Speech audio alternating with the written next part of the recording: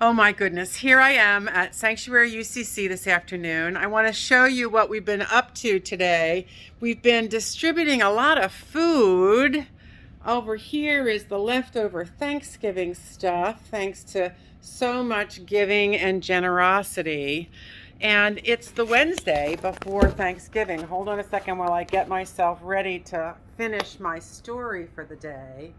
It's the Wednesday before Thanksgiving, and that's a day of beautiful sharing for some, and it is a day of mourning for others. So I want to begin with a moment of silence to acknowledge that our American celebration of Thanksgiving is also a reminder of the genocide of millions of Native people, the theft of Native lands, and the relentless assault on Native culture.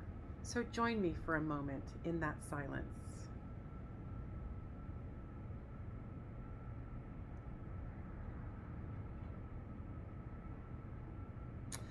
So, in that acknowledgement that there is deep trauma and pain in our history over this day of giving thanks, there is as well, for some of us, great joy. Joy of family, joy of community, and the joy that comes from people sharing and living into an attitude of gratitude. Theologian David Steindl-Rast wrote that the root of joy is gratefulness. It's not joy that makes us grateful, it's gratitude that makes us joyful.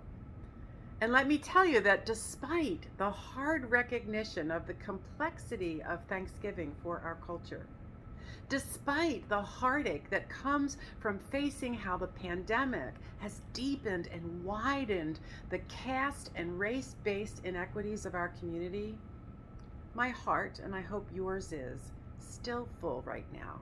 Because with your help, we spread a lot of love today.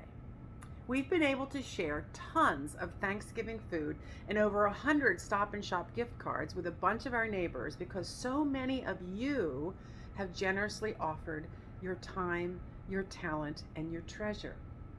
Now, it has been said that gratitude turns what we have into enough. That has certainly been so this week as our mission is overflowing with generosity, with thousands of dollars of donations, a Girl Scout troop and their parents en masse filling the micro pantry out back this morning and getting an impromptu lesson from me about blessings, and college students and our state rep Sean Garbely stopping by to help distribute food this afternoon, and watching and this amazing gratitude and grace that's been mirrored back to us as folk filled their bags today with your generosity, filled their hearts today with your generosity. Now, I'm supposed to be doing my 1 minute word, which is already 3 minutes, about last Sunday's Thanksgiving Art Church with Terry Carter, and that was all about neighbors and neighborhood. I'm here to tell you that Terry's poetry knocked us out on Sunday. He taught us and stretched us and showed us how to cross over barriers onto the bridge that's formed by neighborhood and community and into the kitchen where problems are shared and love is the solution.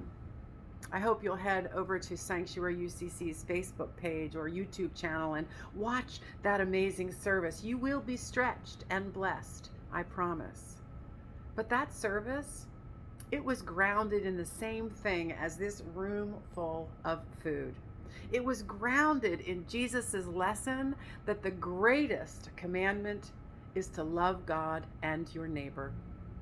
Surely the gracious generosity that has been given here today, the gratitude turned into joy that folk have shared in this room today, and the real live care that has been extravagantly spread all over Medford today by way of people's bellies and holiday tables, surely that is love incarnate.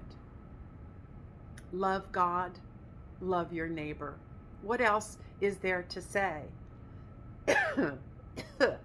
Except maybe to invite you to join us on Sunday at 10:30 for the virtual greening of the sanctuary and the story of love incarnate, Emmanuel, who is coming again love incarnate, because everybody needs a little sanctuary.